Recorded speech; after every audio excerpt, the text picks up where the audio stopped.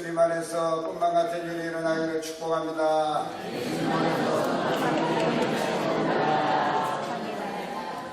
지난 9월 16일 주일에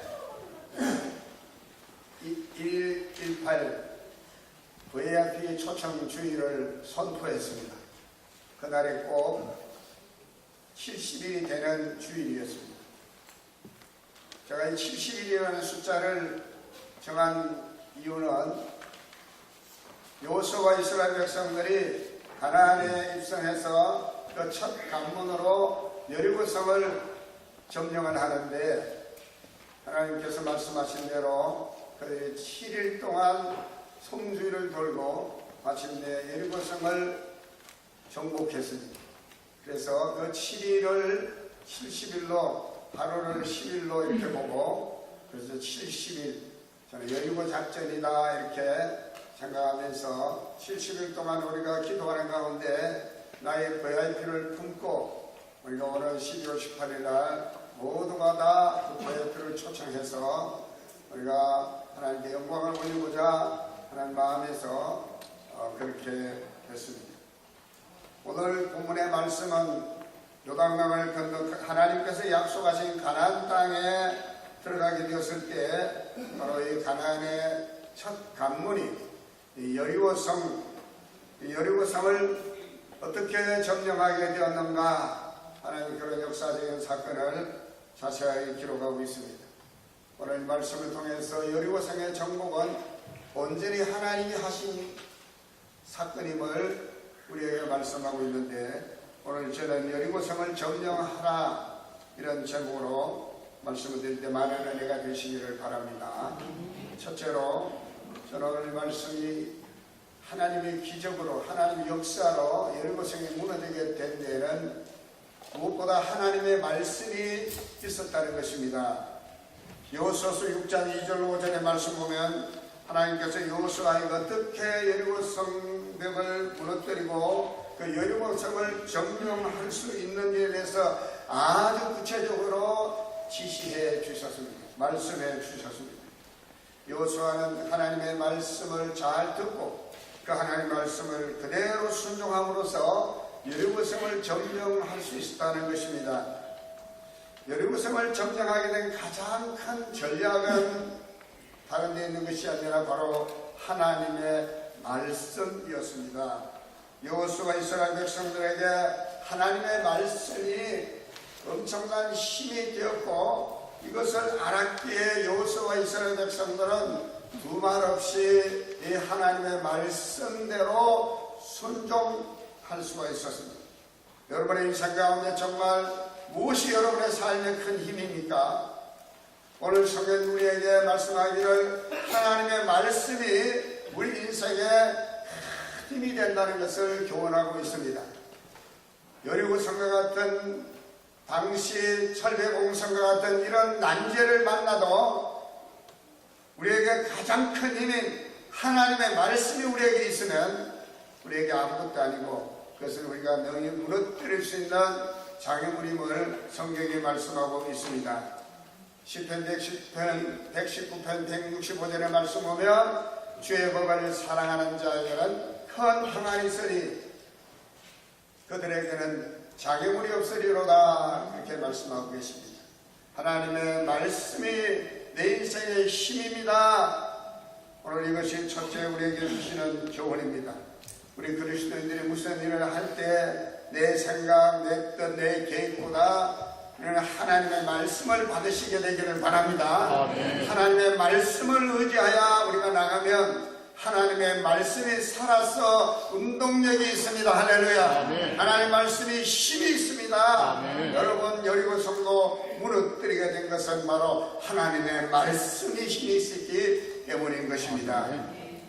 두 번째로 오늘 성경은요 이 여리고성을 정복하되 하나님께서 이 성주의를 돌게 하셨는데 하루에 한 번씩 그리고 마지막 일곱째 날에는 7번을 돌게 하셨는데 성경을 보니까 이 여호수아와 이스라엘 백성들은 그냥 돈 게 아니에요. 하나님은 돌아라 이렇게 말씀하셨는데 그 하나님의 말씀을 수동적으로 피동적으로 받아들이지 않았어요. 적극적으로 능동적인 자세로 하나님 말씀을 받아들여서 어떻게 했느냐면 매일 한 번씩 돌 때 6해 동안을 그리하고 7째 날에는 7번을 돌 때 아침 일찍이 새벽에 일어나서 돌았다 이렇게 말하고 있는 거예요. 할렐루야. 그냥 하나님은 돌아라 이렇게 말했어요. 그런데 여호수아와 이스라엘 백성은 어떻게 했느냐, 아침 일찍 일어나서, 그 말이 바로 새벽이라는 거예요. 새벽에 일어나서 성주일을 돌았다 그렇게 말하고 있는 겁니다. 할렐루야. 여호수아서 6장 12절로 14절 말씀 보면 여호수아가 아침에 일찍 일어나니 제사장들이 여호와의 궤를 메고 제사장 7은 양각 나팔 7을 잡고 여호와의 궤 앞에서 계속 행진하며 나팔을 불고 무장한 자들은 그 앞에 행진하며 후군은 여호와의 계비를 따르고 제사장들은 나팔을 불며 행진하니라. 여러분 상상해 보세요. 지금 여리고성을 지금 도는 그 모습, 제 앞에 여호와의 궤를 맨 제사장들이 양각 나팔을 7 양각 나팔을 불면서 행진을 하고,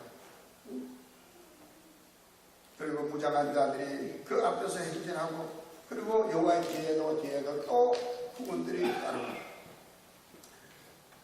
본문 15절 읽은 말씀에 보면 7째 날 새벽에 그들이 일찍 일어나서 전과 같은 방식으로 그 성을 7번 돌이 그랬어요. 여러분 새벽에 돌아왔다. 새벽에 돌아왔다. 여호수아와 이스라엘 백성들은 하나님 말씀 듣고 순종하는 데 있어서 어떻게 하면 하나님 말씀을 제대로 순종할까, 그 생각을 한 것 같아요. 그 생각을 그냥 돌 수 있는 시간이 하루가 24시간을 본다고 하면 얼마든지 우리가 정오 때 할 수도 있고 저녁에 할 수도 있고 뭐 아침에 할 수도 있고 저녁 때 할 수도 있고 뭐 아무 때나 될 수 있을 겁니다. 그러나 여호수아와 이스라엘 백성들은 하나님이 돌아라 하는 그 시간을 말씀해 주지 않았지만 언제가 가장 좋은가? 새벽이 좋겠다. 아침 일찍 일어난 거예요. 할렐루야. 여러분 믿음이 무엇일까요? 믿습니다. 그러면 믿음입니까?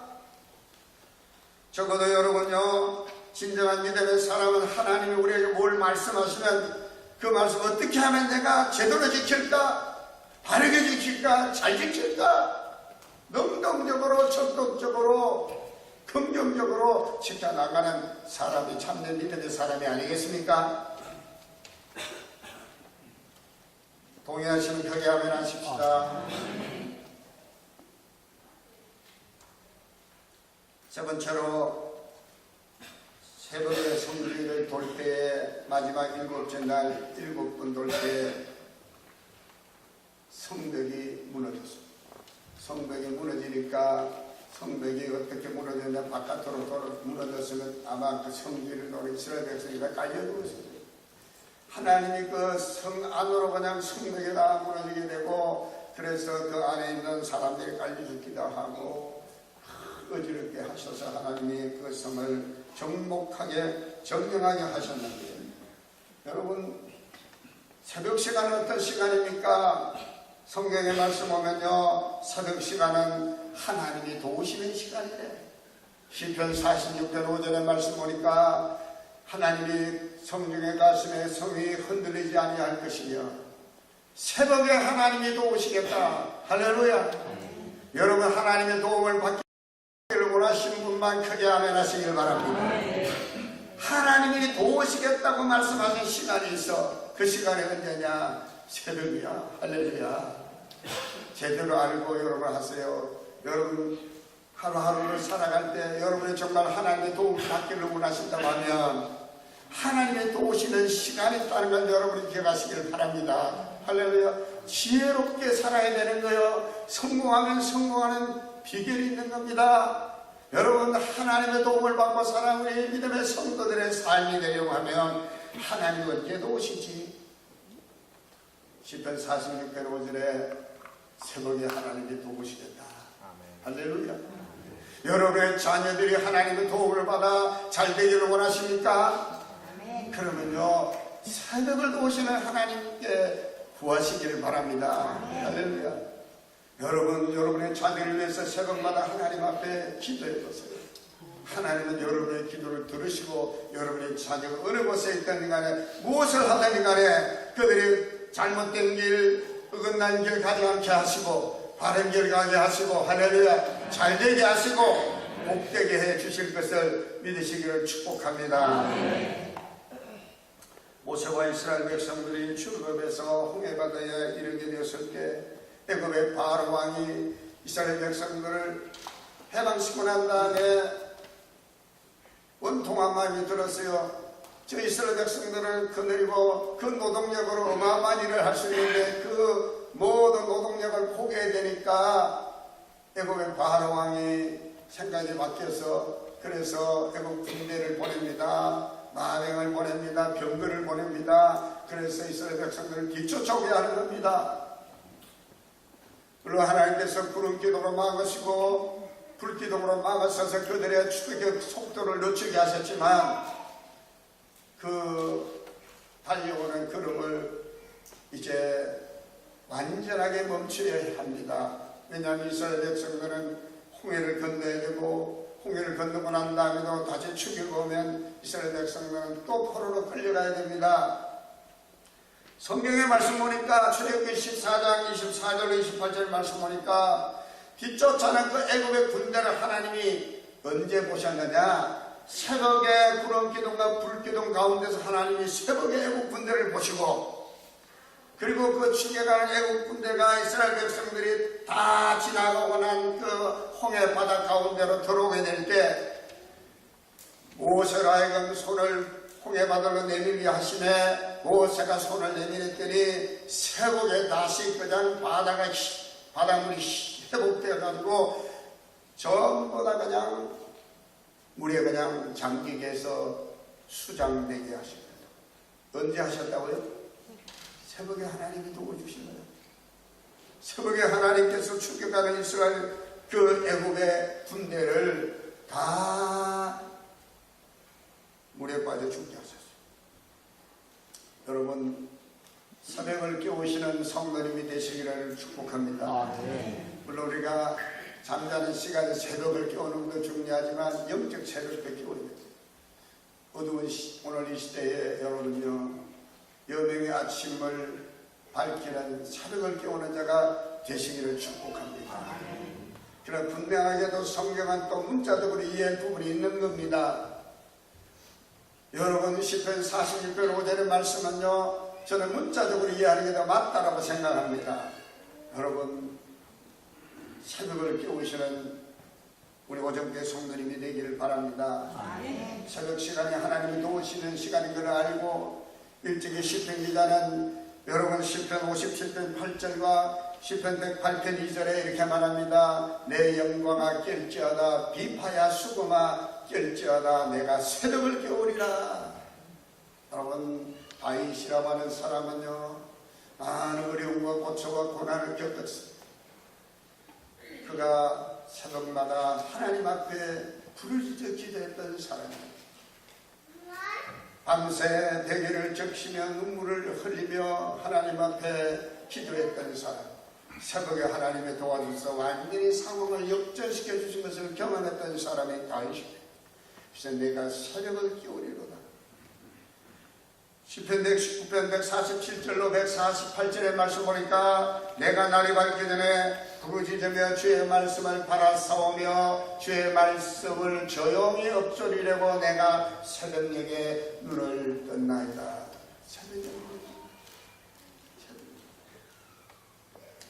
여러분 새벽 기도의 장점이 있다고 하면 새벽 기도의 장점은 무엇이겠습니까? 새벽 기도의 장점은 하나님께서 우리의 기도를 잘 들으신다는 겁니다. 들어주셔야 도와주실 거 아니에요.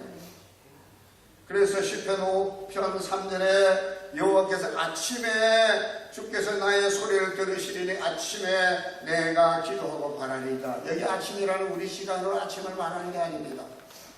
히브리식으로 말하면 아침이라는 새벽을 말하는 겁니다. 동트기 직전을 말하는 겁니다. 새벽 시간. 새벽에 하나님이 내 기도의 소리를 들으시겠다. 로마 카톨릭 엄청난 핍박과 박해 가운데서도 마침내 종교개혁을 성공시킨 마틴 루터는 새벽 기도에 대해서 이렇게 말한 적이 있습니다. 새벽 기도를 하지 않으면 마귀가 승리한다. 여러분의 인생 가운데 여러분이 승리하지 않고 마귀가 승리하기를 원하시면 새벽 기도를 하지 않아도 된다는 얘기입니다. 그러나 여러분이 승리하고 마귀가 지기를 원하시면 새벽 기도 하시기를 바랍니다. 요한 예수의 목사님도 새벽 기도에 관련해서 이렇게 말씀하셨습니다. 새벽 기도하지 아니하는 자들은 배신의 도배들이다. 웨슬레이 목사님이 하셨어요. 새벽 기도하지 않는 사람은 배신자들이다. 그 도배들이란 말, 도배라고 말을 쓰는데 도배란 말이 뭔가 사정을 찾아보니까 주로 나쁜 짓을 함께 어울려 같이 하는 패들이 또는 무리 이런 사람을 도배라고. 아주 나쁜 의미죠. 어떤 사람을 배신의 도배라고 했습니까? 새벽 기도하지 않는 사람. 이엔 바운저라는 목사님이 계신데 그분이 쓴 성공적인 기도라고 하는 책에 오직 기도의 사람 외에는 어떤 사람도 위대하고 영원한 하나님 일을 감당할 수 없다. 오직 기도에 많은 시간을 들이지 않고는 어떤 사람도 기도의 사람이 될 수 없다. 여기서 말하는 기도는 특별히 새벽 기도를 말합니다. 세계적인 교회 성장학의 대가들이 한국 교회 성장에 대해서 이구동성으로 새벽 기도가 힘이다 그렇게 말했습니다. 여러분 우리 오정교회가 부흥하고 성장을 원하시는 분들은 한번 크게 아멘 하시길 바랍니다. 아멘.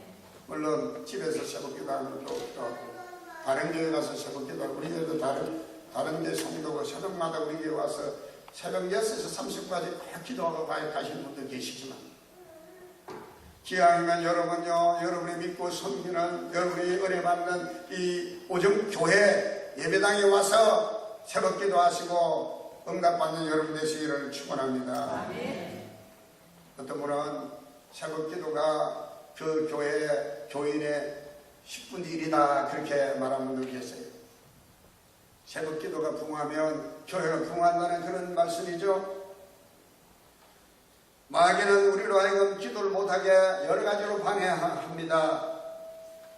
왜 새벽 기도를 꼭 해야 하는가 이렇게 의심하고 부정적인 생각을 갖게도 만든다고 합니다. 기도는 하되 지금 하지 말고 나중에 하라고 그렇게 유혹하지도 않답니다. 어떤 때는 너무 바쁘고 분주하게 만들어서 기도를 못하게 만들기도 하고 어떤 때는 여러 가지 일로 인해서 너무 피곤해서 기도를 못하게 방해하기도 한다고 합니다. 여러분 기도하지 못하게 방해하는 마귀의 계략에 말려들지 마시게 되기를 바랍니다. 사도행전 5장 21절의 말씀 보니까 그들이 듣고 새벽에 성전에 들어가서 가르치더니 라는 말씀이 나옵니다. 대제사장과 그의 무리들이 사도들을 잡아다가 옥에 가두었더니 주의 사자가 밤에 옥문을 열고 끌어내어 이렇게 사도들에게 말합니다. 사도행전 5장 19절 말씀 보면 가서 성전에 서서 이 생명의 말씀을 다 백성에게 말하라. 사도들은 사탄의 끈질긴 방해 공작이 있었지만 굴하지 않고 주님의 도우심을 힘입어 새벽에 성전에 들어가서 백성들을 가르쳤다라고 기록하고 있습니다. 마지막으로 우리 그리스도인들 예수님을 따르는 제자들이기 때문에 예수님을 본받아야 할 줄로 믿습니다. 여러분 예수님이 새벽 기도를 하셨다고 하면 목사만 새벽 기도 해야 됩니까? 장로님들만 새벽 기도 해야 됩니까? 아닙니다. 여러분 그리스도인들은 누구나 다 예수님의 제자입니다. 그러므로 그리스도의 제자된 그리스도인들로 가면은 누구나 예수님을 본받아 새벽 기도의 사람이 되어야 하는 것입니다. 마가복음 1장 35절에 이렇게 말합니다. 새벽 아직도 밝기 전에 예수께서 일어나 한적한 곳에 가서 거기서 기도하시더니 누가복음에는 예수님께서 숫가를 쫓아 산에 올라가서서 기도하셨다고 말합니다. 마가복음은 여러분 예수님 언제 기도하셨느냐? 새벽에 예수님께서 하루의 첫 시간인 새벽 시간에 하나님과 영적 대화를 갖고자 하신 것입니다. 잠언서 8장 17절의 말씀 보니까 나를 사랑한 자가 나의 사랑을 입으며 나를 간절히 찾는 자가 나를 만날 것이다 라고 말했습니다. 옛날 성경 옛날에 간주가 있는 성경의 말씀 보면 그 간절이라는 말에 대한 각주가 나오는데 그 간주가 나오는데 그게 뭐냐면 히브리어로 새벽에라고 하는 말이라고 합니다. 간절이라는 말로 우리말로 번역됐지만 히브리 원문에는 새벽에라고 하는 의미로 기록되어 있다는 것입니다. 새벽에 하나님을 찾으면 하나님을 만날 것이다 그렇게 말하고 있습니다. 그럼 우리 예수님께서도 여러분 새벽에 하나님을 만나고 하나님과 신령한 영적 대화를 나누시기 위해서 새벽 기도를 하신 줄로 믿으시기 바랍니다. 새벽 시간은 하나님을 만날 가장 좋은 시간입니다. 여러분 내일부터 여러분 1일 1발 VIP 초청 주일 그리고 나의 VIP를 초청하기 위한 제5차 다니엘 특별 새벽 기도가 시작됩니다. 제가 우리 오정교회 부임해서 매년 10월부터 이제 한 번씩 다니엘 특별 새벽 기도를 갔는데 금년 들어서 제5차가 됩니다.